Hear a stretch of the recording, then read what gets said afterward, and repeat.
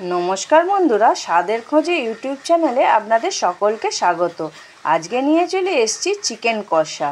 देखुन चिकेन कषाटा कत सुंदर लागছে। चलुन देखे नेওয়া যাক रेसिपिटा।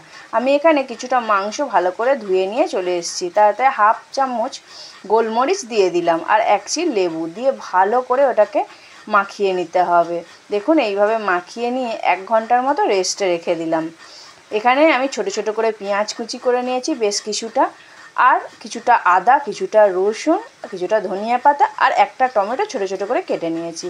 अच्छा एखाने आमी कड़ाते सरषेर तेल दिए दिलाम और फोड़ने दिচ্ছি किछुटा गोटा गरम मशला और एकटा तेजपाता दिए एकटुखानी भेजे निये कुचोनो पेंयाजगुलो दिए दिलाम। देखुन भालो करे एइभाবে नेड़े चेड़े किन्तु भाजते हबे, सुंदर करे भेजे निते हबे। देखुन आमार भाजाटा कत सुंदर हये गेছে, एकटु लालचे लालचे मतो एसे गेছে।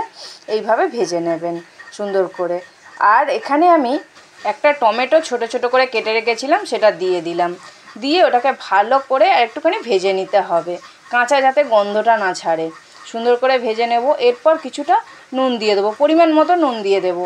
দিয়ে টমেটোটাকে একটু গলিয়ে নিতে হবে। দেখুন খুন্তির সাহায্যে এরকম চেপে চেপে একটুখানি গলিয়ে নেবেন। আর এখানে আমি আদা রসুন আর হাফ চামচের মতো জিরে দিয়েছিলাম, গোটা জিরে দিয়ে ওটাকে বেটে নিয়ে চলে এলাম। ওটা দিয়ে দিলাম আর কন্টেনারটা ধুয়ে একটু জল দিয়ে দিলাম। দিয়ে ওটাকে ভালো করে একটুখানি নেড়ে চেড়ে কষিয়ে নিতে হবে। দেখবেন আদা রসুনের একটা সুন্দর গন্ধ ছাড়বে। তখন এক এক করে হলুদ গুঁড়ো লঙ্কা গুঁড়ো আর একটুখানি লাল লঙ্কার গুঁড়ো দিয়ে দিলাম আমি। দিয়ে ওইটাকে ভালো করে এবার কষিয়ে নিতে হবে। দেখুন এইভাবে সুন্দর করে কষিয়ে নিতে হবে। কড়াতে লেগে লেগেও যাবে এবং জলটা শুকিয়ে যাবে। দেখুন খুব সুন্দর কষানো হয়ে গেছে আমার। জানবেন তাহলে কিন্তু আপনার কষানোটা রেডি হয়ে গেছে আর সুন্দর একটা গন্ধ ছাড়বে।